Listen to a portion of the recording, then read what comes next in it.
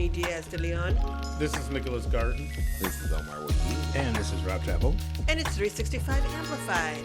Hi, Nick. We missed you last week. Oh, thank you. It was a weird day. Yeah, it happens. But we missed you. Just so you know, I want to affirm everybody that we're all important to this podcast. Mm-hmm. But when I'm out, you all be fine. Exactly. We're all important, but one is just a little bit more. Oh, I'm not it. It's probably Rob. I'm saying myself. Oh, okay. We're all saying ourselves. But. Yeah. We are, actually. Let's go ahead and move right into our first story we want to talk about this morning around the Meritor nurses strike. Yeah, Omar's been at the picket line. Mm-hmm. Yes. Don't go to the hospital this week. Because the care that you're used to is going to be gone. Hundreds of nurses at Unity Point Health Meritor are on strike. This strike has been pending since April, where they had a pre-strike ready rally where they promised that if Unity Point Health did not meet their demands, that they would go on strike. The strike kicked off on the 27th and will span throughout the week. All they're asking for is better pay, which will lead into better staff retainment, which will lead to better ratios for patient care, which will also lead to better safety for nurses. So it's a trickling thing, but the bottom line is that the pay has been the issue, and it's continued to be the issue since, I believe, 2020, and they had a pending strike in 2021 that was ultimately quashed under Act 10, again in 2023, which was quashed again under Act 10. But this time, they are on strike, and no one has stopped them. It is the very first time ever that the nurses at Meritor have went on strike. So that's pretty serious. It is, and it's a week. It's not like we're on strike until we get a deal. This is our week of letting you know that we're serious about this. Yes. Yeah. They're on strike for a week. I did ask them what happens after that week. I wasn't really sure. It's like, oh, well, we'd go back to work and then we'd figure out plans again for more action. But, after the 31st, we are back in the hospitals and we'll figure it out from there. Yeah. If a deal isn't struck. But they are still coming to the table. Like during this week, right? They are. Today, the day of our podcast recording, Thursday, they had their first bargaining session since the strike took place, prior to the strike actually happening. Over 20 sessions, and nothing has happened. On the second day was exciting because you started to see some more support from elected officials. You even had Milwaukee's mayor come all the way down to support it, and Milwaukee County's executive, David Crowley. To put my political pundit hat on, Madison's own versions of those did not show up, and Madison's mayor did preside over the quashing of the former strikes. So, wow. Awkward, yeah. And Mark Pocan was there too, right? He was there. He has been to Unity Point Meritor one time, which he's very proud of, which is a goal. You should not want to be Sorry, Rob. in the hospital more I than was there one time. Yeah, but you've been to many hospitals. I've been to many other hospitals in a quick succession a couple years ago, yeah. Fair enough. Congressman Pocan had a severe, actually 3 clogged arteries, and went there, received great care. But as he's saying, that is because of the nurses, not because of the profitability of the hospital, not because the bed is comfortable or the walls are a nice color, his exact words. But the nurses are there and they should be met so health outcomes can remain good. And people like Mark Pocan can go to the hospital and know that they'll have quality care. So, that strike is going on through the rest of the week. Pay attention, and we will have more updates as it progresses. But what about the replacement nurses? I thought that they were, did they just ship in a bunch of new nurses? Or That's not very clear. there is a nurse shortage, so I don't know how that's going to work. Yeah. Not every nurse is part of the union, of course. It's just how unions work. Obviously, there's some traveling nurses and some side contracted nurses, which are standard for hospitals, but they're going without most of their nurses.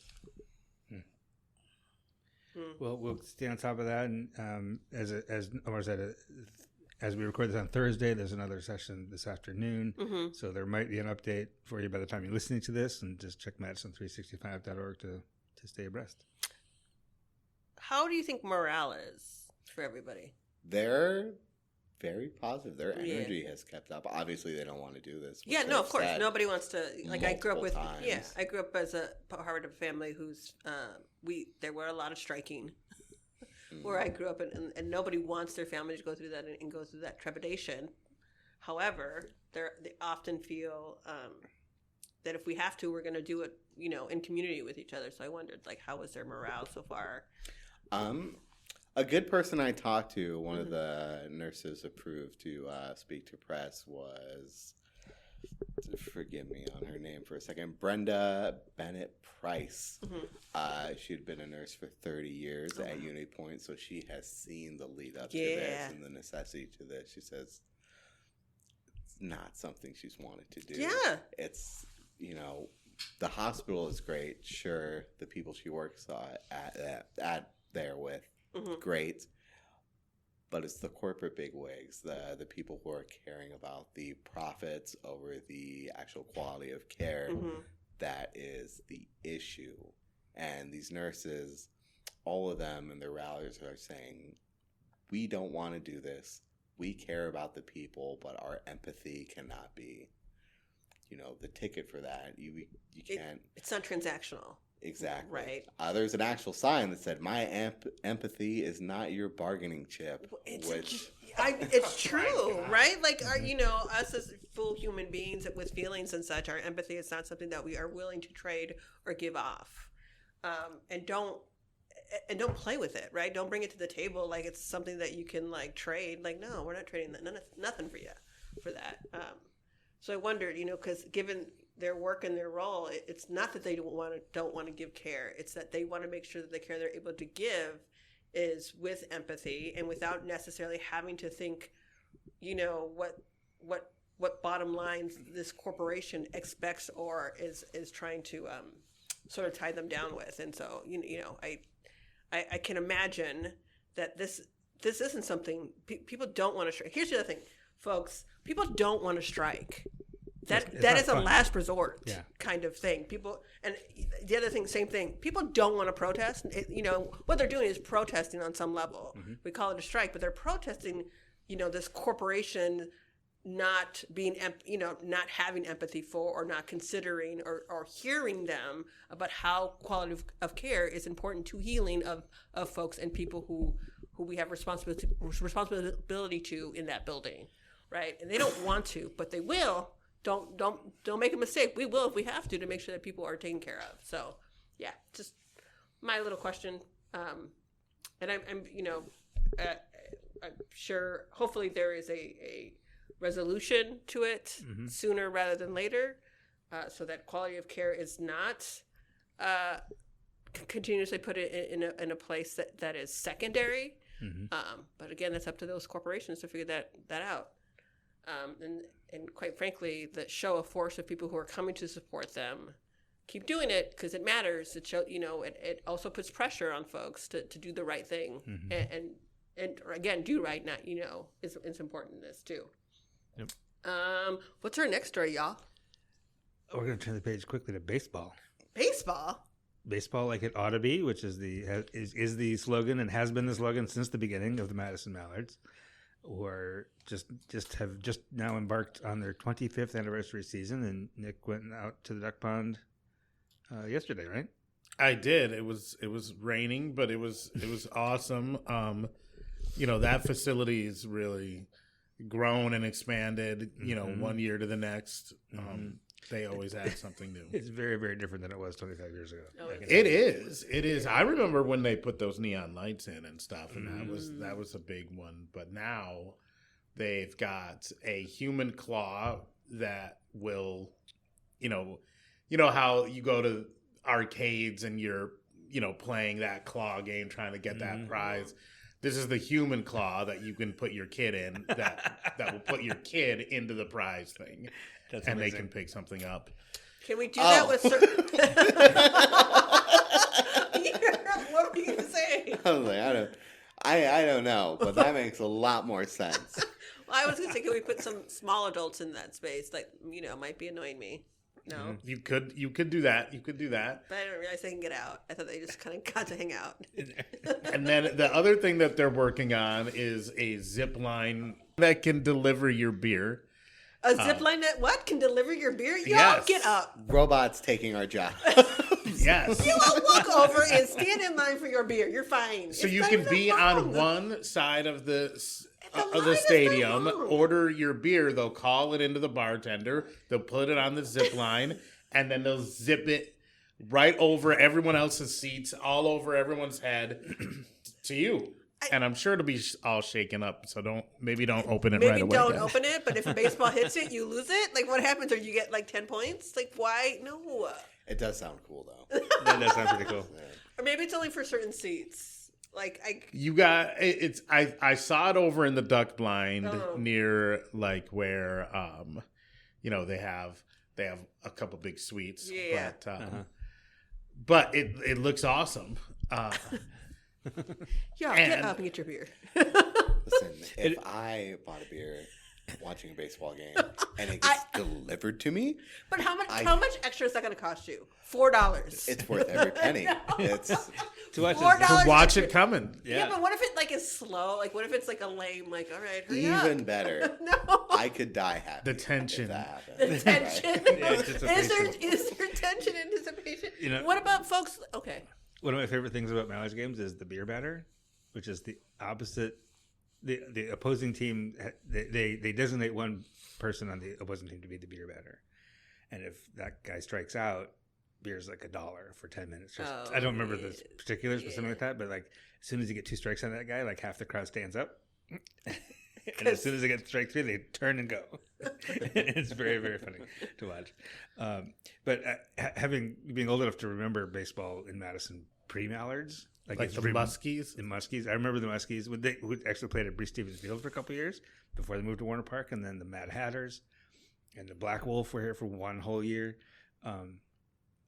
For the Mallards to have survived this long is really remarkable. And they feel like it's owed to their connection to the community, which is why this year, like all years, they're going to be having some special nights.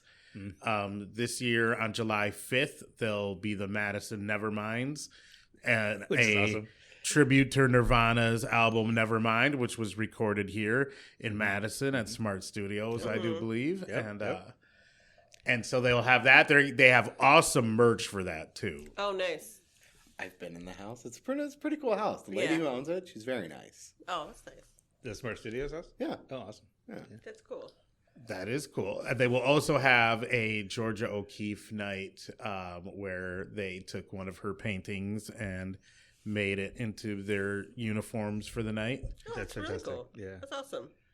Yeah, we'll be at the game tonight because our kid is singing the national anthem with the Mount Horeb Schools choir. Yeah. It was like themselves. No, they will not do that solo, but they will do it in a group. Mount Horeb choir is singing the national anthem Yeah. at the game tonight, so we're looking forward to that. It's be fun. But that's the kind of thing the Mallards do too, is they get local kids involved Community, yeah. with the game, and I've thrown out a few first pitches in my time for various reasons, usually something to do with Broadway. When I was working at Overture Center, we'd go out and promote the shows by throwing out a first pitch, which is, I don't know what that connection is, but it was fun. You know? Make sure you ask them about the zip line beer while you're there. I'll do. I'll check. 100%. I'll check on it. Yeah, I did a feature for Madison Magazine 20 years ago on them in their 5th anniversary, and what's amazing is a lot of the same people are still there. Like Vern Stedman, the guy you talked to, Yeah. was the original GM when he was like 23. Yeah, I remember you doing an interview with him, and Yep. I mean, back then you were like, you're like, he's gonna make it something special. Like Yeah. you Oh, I mean, yeah. you knew back then, like Yep. you were like, he's got ideas and energy and he's gonna. It's And the success that passionate they about had it. in that group, actually, Big Top Sports, the Mhm. company that owns it and also owns Fort Madison, and manages Bree Stevens Field and Warner Park, and they actually owned like 3 other teams at one point in the league, and ended up selling those off just so they could focus on Madison. But I am shocked that Vern hasn't been plucked to some major league team. I mean, Yeah, that I mean, how does he not? But also I can see the other thing too. And I think I remember back then he wanted to hang out here because he wanted, it was about the work-life balance, and he felt like Yeah. he could do both. He could do something amazing and impactful here, and also like settle in, right, and settle down. And I'm sure that Madison pay attention. Like we can make those things happen for folks where they can do incredible things and continue to support those things in such a way that they feel like they can have the best of both worlds. And you also learned that the son of former Brewer Gary Sheffield is on the team is this on the year. team this year. That's So awesome. we'll definitely try to catch up with him at some point, Yeah. which is fantastic. Yeah, that is cool. But that we'll have that story up at Madison365.org shortly if it's not already up. And thanks, Nick, for looking into that for us. Do you know Gary Sheffield? He was a Padre once. I know he played for the Padres also. Yeah, I'm from San Diego. We only had we had Tony Gwynn and a couple people after that, Yeah. right? Like around him. But Gary Sheffield was one of them. Gary that came Sheffield through. was one of them. Yeah. So I know baseball. I know the sports. I just refuse to talk about it because then Rob won't stop talking about it. Rob, you have an announcement that you want to talk about. Yes, I want to talk about coming up later in June. We will have our 6th annual list of the most influential Asian American leaders in Wisconsin.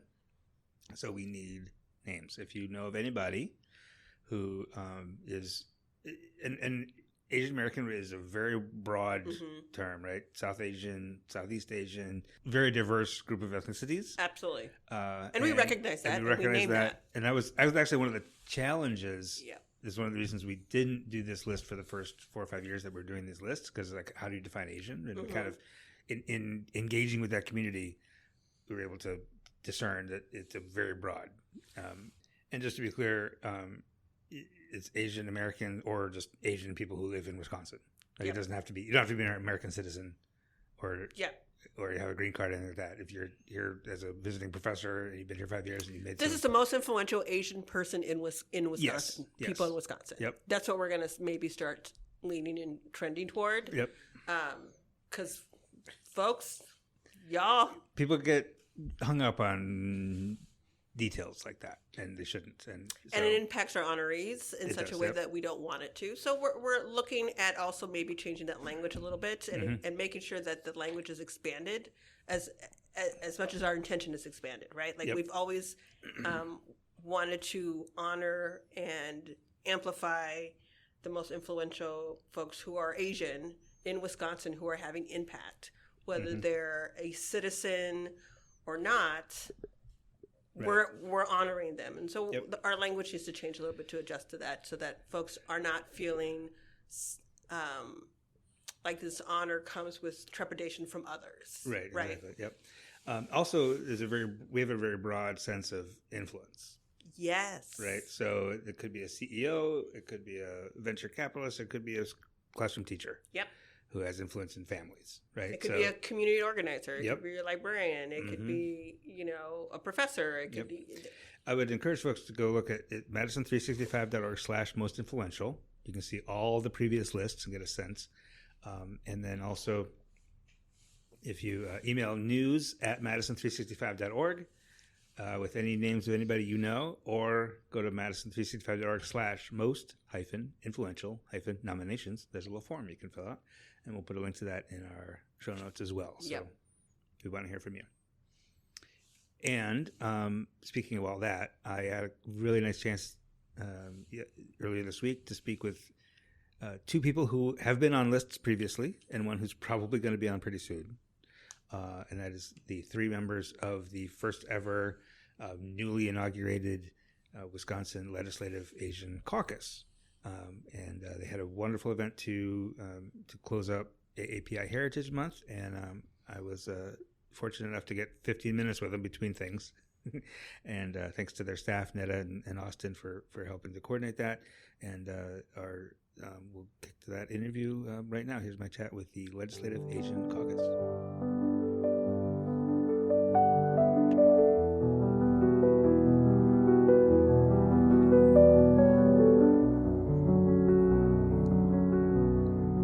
And I've transported myself to the state capitol, where I'm sitting around a table with the entire Wisconsin Legislative Asian Caucus. Thank you for being here and giving us a little bit of your time. I know you're all very, very busy people, but I would love to start. And when I say the entire caucus, there's 3 people. So this isn't going to be a big, massive, weird, hard to follow interview. But we'd love to just each of you just kind of introduce yourself. Tell us when you were elected and what area you represent. Yeah, great. So I'm Representative Renuka Mayadev. I represent Assembly District 77, which is the near west side of Madison. It's the neighborhoods basically surrounding the UW campus, including the campus. So I was elected last year in 2024. I had a competitive primary in August. Mm-hmm. I had 2 opponents. I won that race, and then was on the ballot in November and didn't have an opponent. So was seated then in January. And you're still getting your legs under you, I yeah, suppose? Yeah. Learning to get the hang of it? Yeah. And the veteran?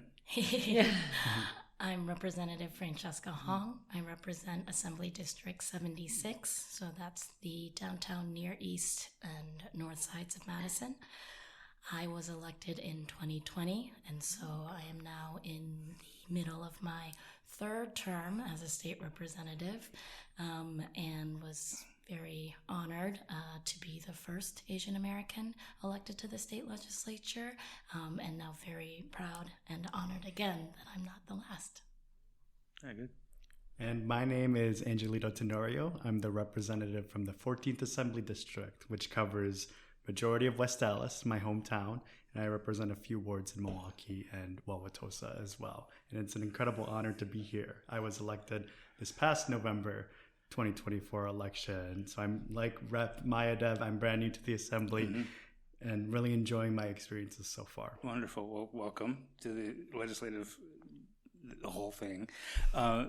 So what the big question for me is just, what does it mean to have this? And I know Representative Hong, we talked years ago about what it meant to have the first Asian American person in the Assembly, and now there are 3. And so what does that mean just as for the community, for the broader Asian American community in Wisconsin? Anybody? You're a chair. So I really do mean it when I say that it means nothing to be the first if you're the last. And I think now that we have Representative Mayadev and Representative Tenorio in the legislature as well, we are able to better represent not just the Asian American communities in Wisconsin, but I think all communities in Wisconsin. We know that the Asian American community is diverse racially, ethnically, by faith, gender. And so the more we can diversify our representation as Asian Americans, the better job we'll be able to do, the more opportunities we'll have to build trusted relationships in these communities, better understand the needs and how we can craft policy that we know will not only improve the lives of Asian American communities, but for working people all across Wisconsin. And Representative Tenorio, what about for you as the freshman legislature, not being the first, and having colleagues that kind of share this experience? What does that mean to you? It's historic, and it's very meaningful and very special, and a declaration that the Asian American community belongs at the table. We deserve to be seen and heard and represented at all levels of government. So it's an incredible honor to be a founding member of the Legislative Asian Caucus, because for too long our communities have been overlooked and underserved. And part of our duty, part of our mission as an Asian caucus is to make sure that we're making the table bigger for more people, for more people to have their voices heard and be part of the decision-making process. And I just want to put a pin in something you said, Representative Hong, about the diversity within the Asian. Asian is just a very, very big thing, right? And we have three different Asian ethnicities at this table, which is pretty remarkable. Representative Maidev, what are the as you were forming this coalition, this caucus, what are the priorities in terms of legislation that you want to get to? Well, we started out first with just having a resolution, having Asian American, Pacific Islander, Hawaiian Heritage Month in May, right? Having it be recognized. Actually, I gave my first floor speech in support of the resolution that we drafted and put forth in front of our colleagues, just to share with folks that this month is to lift up Asian American communities in Wisconsin, but it's more than that. It's beyond just May. It's what Wisconsin's about. There are Asian Americans here thriving and contributing. In fact, my district has one of the highest populations of Asian Americans. We're about 17%. And so I don't think a lot of folks know that. No, we are I here. Yeah. It's the district with the highest number of Asian Americans. Wow. And so it's really important. I mean, I heard it when I was out campaigning from Asian Americans saying, we'd really love to have representation in the Capitol. It's just Fran right now. We'd love to have more so she can have some help and not be alone when there's a voice for our communities. I think there are policy priorities. We know that education, mental health, higher education, healthcare, housing, these are all issues that are very pertinent to the Asian American communities. But we also have a responsibility to educate our colleagues so that they can better represent and connect with Asian communities in their districts. And so for this month especially, it's been really amazing to have Representative Tenorio and Representative Maidev and our staff come together to build the programming for this month, where we had speakers from who are experts in Hmong mental health and folks who were experts in Japanese internment camp. And it's for a lot of folks, this is, especially because we have so many new freshman members this year in the Democratic caucus, they may not have had an opportunity yet to build relationships with Asian American communities. So for us to provide this programming essentially for our colleagues so that they can be better representatives themselves, I think, that's what this month has really been about, in addition to advocating for the budget and for policies that each of our offices have our priorities are in. But we also now can bring in another level of richness and complexity as to how a housing issue specifically impacts the Hmong community, the Lao community, the South Asian community. We can go beyond and think critically about how maybe there's a gap in a policy proposal that doesn't take into account cultural competency or, folks who are in multi-generational homes. So I think now that there's an Asian American caucus, we have an opportunity to really build more complex policy while also making sure we're doing the outreach, not just to our districts, but helping our colleagues better represent their districts. What about you, Representative? Any particular policy priorities? Yes, absolutely. When it comes to the Legislative Asian Caucus, we really believe in advocating for racial justice and equity. And we believe that we all do better when we all do better. So when we uplift the API community, we support other communities, like many other communities, immigrant community, communities of color, working class folks. These are voices that we're centering, as Rep. Hong talked about, advocating for access to healthcare, housing, making our communities safer, making our environment cleaner and healthier for everyone. These are issues that we've heard on the ground from API folks, and these are voices that we're bringing to the Capitol. Is there? I mean, you're all taking office at a very weird and difficult time, perhaps, especially when if you put the name of any ethnicity or any diversity hint of anything, like it's automatically flagged as a problem in some way.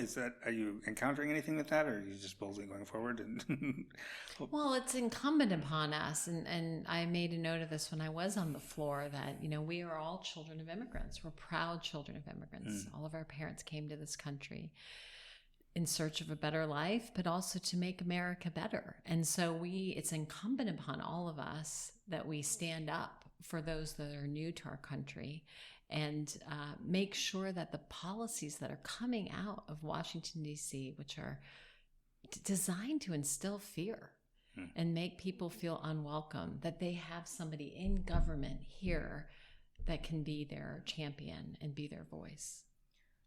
There's a lot of power in lived experience. As Rep. Mallards said, we're each first generation. And so when someone is attacking the immigrant community, when I have family members who are being told to double check their naturalization status, when you know what it's like to live in fear and you speak to a colleague who's attacking you or supporting a policy that you know attacks your community, the more of us in our Democratic caucus who bring in those lived experiences, we build more resiliency in making sure that we're pushing back on the very harmful fascist federal policies coming down, and we can speak directly to. I think one of the things is when we have to force a colleague who may not see the humanity and others the way that we think we all need to, it makes a difference when you can go up to them and say, this is my community, this is my family, this is me. So I think that, that's very profound, and why this caucus means so much to me personally too, is to have the support of lived experiences and not feeling like you're alone and in trying to fight. Yeah. Anything to add?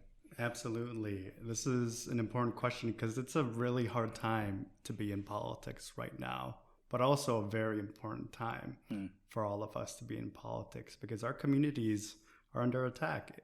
Asian Americans, immigrant communities, working class folks, LGBTQ plus community, and this Legislative Asian Caucus is about building solidarity and making sure that we're showing up for one another and advocating for our communities, advocating for our issues as well, because there's power in numbers, right? And when we show up, we can make a difference. Well, I know time is very short, and I really, really appreciate it. And it was just such a serendipitous moment that we're here together. Because the reason you were here together is because we're just coming off a really, really beautiful event, maybe the first of its kind.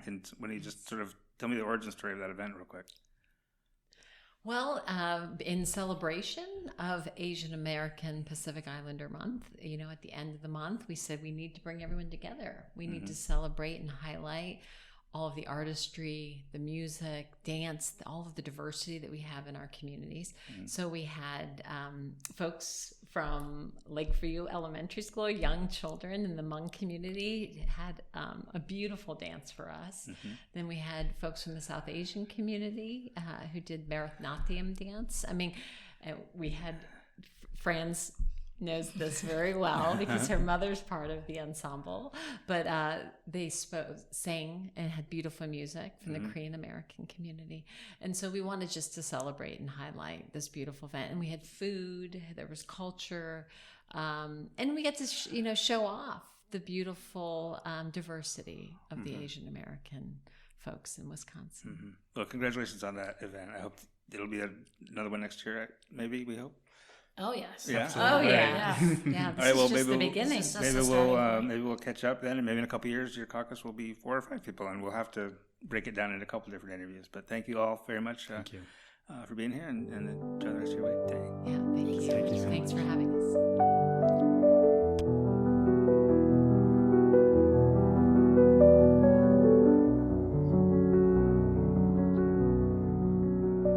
And we're back, and that was a great conversation, Rob. Yeah, it was really, really good. Yeah. It was nice of them to give me the time. Yeah, I was going to say, they don't have time for you, but I'm glad they did. It is very difficult to get more than one legislator together at the same Well, that's time. what I was going to say. All three of them. They don't have time for you. Right. It's June, they're busy. It's May, June, right? They're working and such. And Representative Hong said something after we had done recording, and they were just talking amongst themselves while I was packing up, and she said, half of this is just taking up space. Just like making people know that we're here. Aware, yeah. And also be visible for folks to recognize. Absolutely. Yep. So I got a question before we round out for the day. Also, I'm actually really jealous that you got to have that conversation. Sorry. there was no way I could make it, but I'm still upset that I was not invited or my schedule was not included.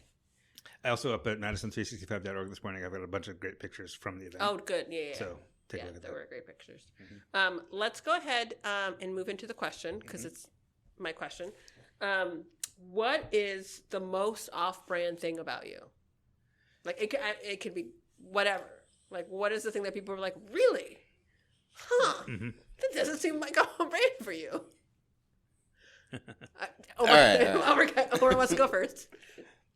When you think of Omar, do you expect him to In third person again. No way. Nope. be very conscious about the sourcing of cosmetic products and No, actually. Exactly. Yes, I am very surprised by that. I am very selective about what cosmetic products I use. They have to be cruelty-free and vegan. I think it is weird that we test things on animals. I don't disagree with you. The amount of animal byproducts that are wholly unnecessary that are added to things grosses me out. Yeah. Also, think about these products. When an animal is slaughtered, and, we get meat that we're going to eat, which is delicious, sure. What happens to the rest of those parts? You're not thinking about that very much, but I have. I've had nightmares is what Omar is saying. Cosmetic companies do purchase those parts. They extract They the do. necessary things, and you are rubbing animal insides all over your body. That is disgusting. So here's the thing. Now it's on brand for you. Now that you've gone through that context and explanation, yes, it's on brand. It is. Yeah. So I am I've been very conscious about this since I've been like a teenager. A lot of people have gotten into this. I was ahead of the curve, of course. But it was much harder back then. It was. These companies would last like maybe a year or so. Not a high market for this stuff, so they'd go out of business. So do research, and a lot of them just lied for brand. I was going to say, like, a lot of them also had incorrect ingredient listings for their, because I mean, I'm the same way. I don't buy certain products because, it's not necessary. But, but they lied. Like, you're like, gosh darn it. It's like, oh, I rubbed a cow's what all over me? Why are people rubbing beef tallow all over themselves now? Why are people obsessed with that, though? That's disgusting. It's much easier to find this stuff now, which I appreciate. But that is my surprising factoid about Omar. That is pretty surprising. I mean, now that it's given context, no. Now I'm like, no, yeah, that sounds the disgusting part? Yeah, I get it. The rubbing but the insides on you. The first time I hear, I'm like, oh, that's interesting. Yeah. Oh, look at you being thoughtful and thinking. You're like, no, I just don't want to rub stuff on me. Well, yeah. Like, I thought it was about the animals, but he's like, no. Well, it's a little bit about the animals. A little bit, yeah. Also, meat. I don't want to be. Absolutely. What about you, Nick? There's nothing off-brand about me. I mean, I'm pretty You just live your straightforward. brand. That's it. I do peruse YouTube for like the live versions of songs that I like for an inordinate amount of time, and I have like ripped the audio from those. I like go YouTube to MP3 conversion for hours at a time, and so somebody who thinks that I might be doing something else with my spare time might be surprised. You're like, this is what I do in my spare time, which I respect. I have started to do that for some of the live things too. I'm like, because like the live version of Creep from Prince, the best cover, if not maybe even a better version of it because the way he changes it. Yes, I just did that recently because I'm like, I don't understand why this is not allowed anywhere in space. The live version of No Woman, No Cry from Bob Marley significantly better. Yeah. So many are. There That's are why so I many. have like 8 versions of a lot of songs that I like. So. Yeah, that's a good point. All right, Rob. I think it depends on which brand of mine you. Oh my God, how many understand. brands do you have? But I feel like at this point, and especially for listeners of this podcast, I think the most off-brand thing would be my origin in the arts and in literature. That my undergrad degrees are in literature and theater. I think people don't, that. It might be a little off brand if people learned that I actually published a collection of poems 25 years ago. No, that feels on brand, dude. I think we've mentioned it on the podcast before. Maybe. That feels pretty on brand.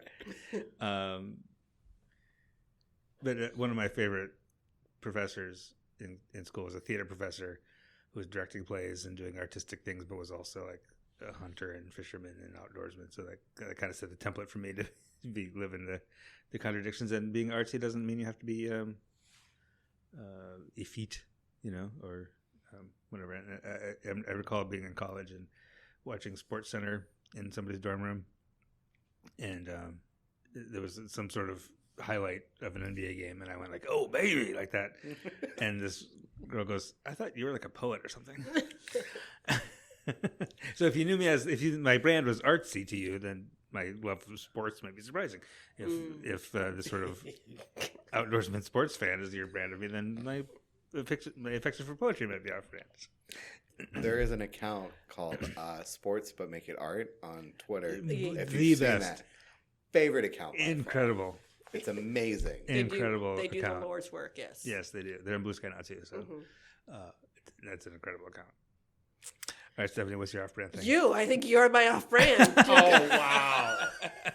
Ouch! The number of times I didn't take, when we got married, never took, and I don't take nobody's name, right? Right, It's yep. my name, like whatever. And so a lot of folks are not aware, Right. and so or when they are, where they're like, oh, really? Well, I was talking to a friend. A long time ago now, 10 years ago now. Somebody who knew you and knew me separately. Oh yeah. And and I said something about Stephanie, and he goes, "Who?"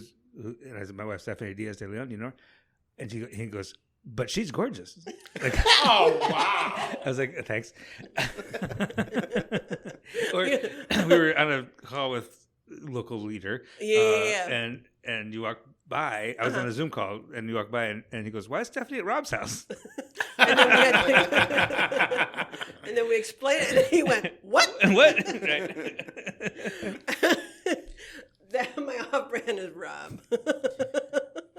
Wow, you guys funny. went deeper than I thought. I wasn't sure what I was going to say. I would say something like, I like some kind of juice, like Right. lavender. And then Rob was Instead, you were talking. like, you know what? And then Rob started talking about his off-friend. I was like, Rob, everyone does. Oh, right. You know what? You know what my off-friend is? Rob. Rob is my off-friend. I was going to say like lavender lemonade. Like that was my off-brand. Like That's delicious. It is delicious, but it's like something floral is not my jam. Right? I don't do flowers. I don't do paint, planting of any sort of thing. That's what I was going to say. And then Rob did his, and I should have gone first. Wow, I was like, you guys know me and Omar are still here, right? Rob's feelings aren't hurt because he knows who he married. Yep. I've heard this before. We've had this conversation before. Well, other people have made him feel this way before. Yeah. So Yeah. we'll be back next week, folks. 365 Amplified is produced and edited by me, Rob Chappell, and is a production of 365 Media Foundation, a nonprofit, local, independent media organization in Madison, Wisconsin. Wherever you're listening to this right now, hit the subscribe or follow button to get new episodes every Friday. And between episodes, get your latest news at madison365.org and follow us on Blue Sky, Facebook, Instagram, LinkedIn, and Threads. Wherever you get your news, we'll be there.